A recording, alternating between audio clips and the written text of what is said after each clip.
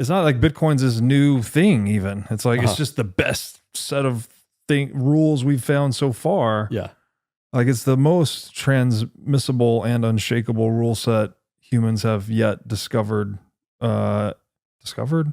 I mean, yeah, invented, discovered, evolved. Yeah. Bitcoin is a force of nature too. And actually, this is a great point to all of Hayek's arguments. Bitcoin is a complex system. Like, you ever look at hash rate? No, but nobody knows. Like, I mean, there's a trend line. Sometimes it's going up, it's going down. Like, look at how full the blocks are. It is a force of nature. And I think what we're seeing is that the dynamics of a complex system, number one, and the evolution of rules. Bitcoin is a rule-based system, but the culture is not quite transmitted by individuals. It's transmitted by nodes. Yeah. And I don't know, this is just like, it's one of those inflection points in evolution where we have machines. It is also individuals though.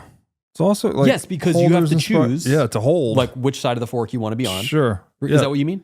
Well, yeah. Choosing which node software to run, but also choosing to hold Bitcoin in the first place, right? As opposed to, any other coin. Well, holding your savings in whatever USD. Like there's a memetic component as well as a machine component. And this is where man and machine sort of get wired together in the Bitcoin network.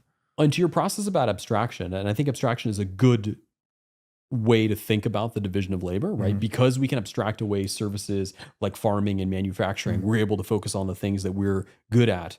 That this layer of money is now abstracted and autonomous in a way. It's like, can you take your complaint to the CEO of Bitcoin? No, right? Can you like stamp out one country and hope to have destroyed it? No. And culture and humans have this, I hate to use this word, but I don't use it in a pejorative sense, this cockroach-like capacity that we're just really hard to kill. Survivability. And this is the nature of culture and like and these things. And can you imagine if that were subject to the whims of reason? Okay, this is a great example actually, because I think Ethereum wants to be, well, hey, here's all these sexy cryptographic ideas, and here are these ideas that Bitcoin had, but we can do better. Right. They are very much like, they have shiny object syndrome, but they very much are like central planners. Yeah. But the market refuses to bend the knee. Yeah. Right. Bitcoin is the capitalism, and Ethereum is the socialism. Something like this. Something like this. Or they're the Keynesians, and and we're the Austrians, or something like that. But yeah, I think ultimately what it has to say is that rule-based systems that are decentralized rules cause systems to flourish. Yeah. Wow. Yeah. And this is another gear. That's it, Robert. I mean, this is the thing which I've been trying so hard to say. And I read this book 3 times, and I will read it a 4th, and I'm sure I will find new things. But the thing I've been striving to say is that we have the capacity to evolve and not plan new sets of rules. And we should feel simultaneously a sense of awe to preserve the market order. And wow, the market is actually action at a distance, and an individual working in a factory can feed his own family and help people around the world, and build a single part that goes into a plane that transports a certain person across the ocean. But let's create the conditions under which new voluntary rules of association can evolve, and that's going to lead to the survival of our species. And that's why, to this point, so you were at the fatal conceit, so our poisoned language. That's why terms are so important. And there's a quote in here from Confucius. I'll definitely get it wrong, but it basically says, when a civilization loses its language, it loses its civilization. Sure. Because that is the foundation. And so this is a great example, and that is what fiat is. Fiat is like, well, how much is $1 worth? Well, it's a 20th of an ounce of gold. Well, how much is $1 worth? Well, right? So you get to make up, and this is so cool. It's an impaired language. What's that? It's an impaired language. Yeah, and it's just a stretchable. It's like if I had a ruler and I can change the length of it, it's not very helpful. If I have a word and I can change the meaning of it, it's not very helpful. Precisely. And I don't know. I think this is the demonstration of the future. We have this entity that's not quite alive, but it is distributed. It's very hard to kill, and everything about it is based on rules. And this is it. Let me give you a jumping point there. The definition, the informal definition of a hard fork, of a soft fork, let me say, is one that changes the rules in a backwards compatible way. This is like Hayek saying is like, okay, let's evolve our future traditions based on present. Whereas a hard fork is like, no, you're backwards incompatible. We're going to change the block. I don't know. There's something. It reminds me of legal discovery process versus legislation by fiat, right? Where English common law is sort of observing how we've been settling disputes over time and then codifying what dispute resolution processes work as law. Whereas fiat legislation is more like a guy is in power and he just says, this is the law. And he signs the thing, says, do this or else, you know? That's like a hard fork. You're kind of throwing out old, whatever we discovered in the past. No, it doesn't matter anymore. Here's what you're going to do now. Whereas a soft fork is this accretive process. Like you're maintaining the stability of tradition and custom and norms and all the things that you've learned through, you know, trial and error and disputes up until that point. Every increment to the law is a soft fork. It's backwards compatible in common law, and it's the opposite in fiat legislation world.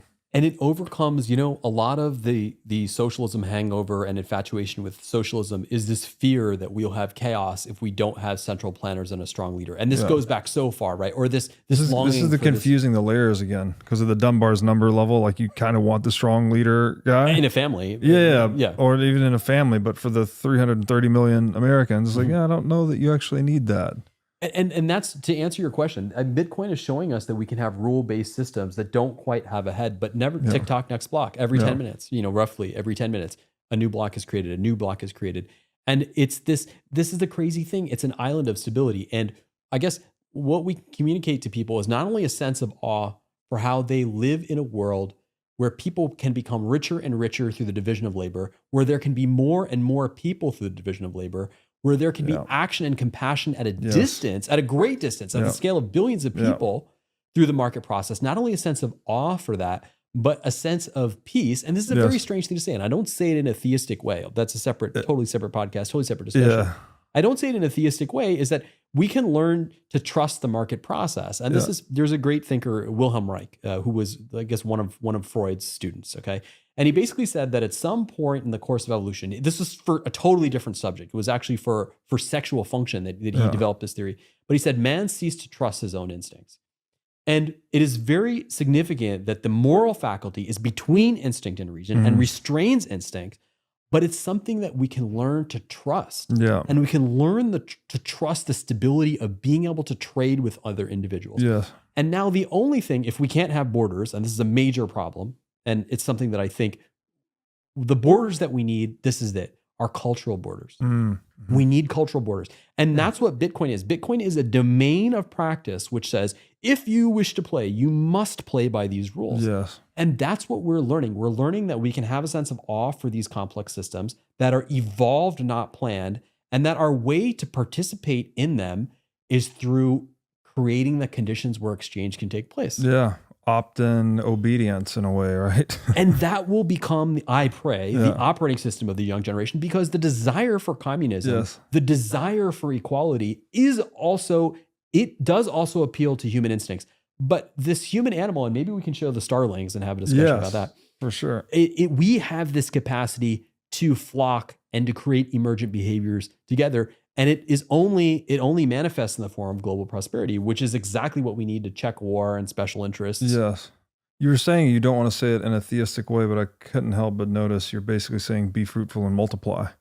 Capitalism is the means by which we become fruitful and multiply. This process which has worked for our ancestors. Yes, there's an element of faith. And to participate in this process and to understand that the only reason we can have this, and this just kills me every single time, and I can't make this point enough times, and neither can Hayek, we can only have this conversation in the context of the dregs of capitalism that are left over from, the first 200 or 300 years of America, because that's the only world in which we have enough division of labor, we have incentive, we have adventition and exploration for individuals to find things, and we can create property and we can have possessions, we can have this discussion, there's an internet on which we can transmit. And there's lots of interesting things to think there. And maybe we can talk about the role the government played in the creation of the internet, but I would love to show the flock of starlings. Yeah, the Murmurations of Starlings. Okay. That's it right there, right? Yeah. Order without any head bird. Yeah, so what we're watching is something called a murmuration or a flock of starlings. And this is a great example of a structure that is not planned, is not necessarily predictable, but emerges from the individuals following very simple rules. And you can show actually in a computer simulation, there are only something like 4 rules. alignment, avoiding crowding, cohesion. Yeah. Actually, you can do it with just 3 rules, but I think now they're called BOIDs, BOIDS. A guy named Craig Reynolds developed these. I had the chance of working with Craig in one of my prior jobs. But the key point here is that you have this very simple rule-based system. There's no central authority, and it's not even clear what the evolutionary advantage. Why does this happen? And why was it the case that starlings that are able to murmurate were the ones that survived and are the ones that now persist on planet Earth? And none of this matters. What matters is that a complex whole can evolve without the intention of any central planner through simply individuals following very simple rules that are not the result of their rational mind. These birds aren't thinking. They would be on the ground dead if they were trying to drive a car over email, sort of thing. And the other point and this is again just a metaphor, and it's a metaphor for these things unseen. It's a metaphor for this moral layer that restrains our instinct and generates the extended order. No 2 murmurations are alike, but show anyone any murmuration and they'll be able to call it what it is. And this is this. Yes, and it's this nature. It's something which is recognizable, but is nevertheless not constant and not known ahead of time. And I feel civilization. That's my point. Is civilization is that way. We know civilization when we're part of it. It's the only thing that matters. It's the only thing that keeps us above a very demeaning and mean existence of subsistence. And so I guess this is, again, for me, this is one way I feel the awe. And I encourage people to watch it and turn on the audio as well. Because and obviously it's beautiful to watch, which it's hard to observe the extended order in action because it's, by definition, all over the place. I would say that essay you brought up earlier, I Pencil, is one of the most poetic descriptions of it I've ever read. Very beautiful language. But again, to your point, these birds are just individually following very simple rules, right? That's right. Keep each bird about 2 feet from my left wing and my right wing and do what the guy in front of me does, something like that. Yep. And you get this, it Without starts to look crashing. like one organism, basically. Yes, that's right. That's right. And that's what we are becoming in the market economy, right? We go from the individual to the extended order organism. We're following very simple rules like several property, like honesty, like savings. And these murmurations are recorded up to 1 million birds or more. Okay. So if a literal bird brain can coordinate itself, this is the intuition for how and why we can trust a market process, which on its surface seems extremely selfish, but nevertheless is the only process. The whole idea of the invisible hand, and this scares a lot of people, and this goes back to this mistrust of mysticism and this mistrust of trade and this mistrust of people who don't produce. But the whole point of the invisible hand, and again, there's no perfect word for this. This is why Hayek is always inventing new words. Well, it's the extended order, it's Cadillac, it's all these different things, is that the whole that emerges is the result of simple rules applied by the individuals. And those individuals participate in a whole that's larger than themselves without having any knowledge of the flock as a whole. That's a single starling in this murmuration can probably see 5 other birds, 6 other birds. And that local coordination multiplied by the entire flock causes this global coordination. That's right. So it's local coordination leading to global coordination. There you go. Local coordination leading to global. And for us, it's, classical biblical ethics, right? Don't lie, cheat, steal, or kill. And we get this highly complex prosperous order from which we all benefit. We all benefit from the division of labor, right? I don't know how to create any of this stuff or a couch or Topo Chico water, but we just benefit from the fruits of it constantly. But because it's all, it's always available, I guess it's taken for granted in the modern age. And so thank God for these libertarian thinkers getting us to think about it more deeply. Thanks for watching. If you enjoyed this episode, click here to find more just like it, and here to find our most recent episode. Also, make sure to like this video to help shine light on the corruption of money, and be sure to subscribe to this channel to stay connected.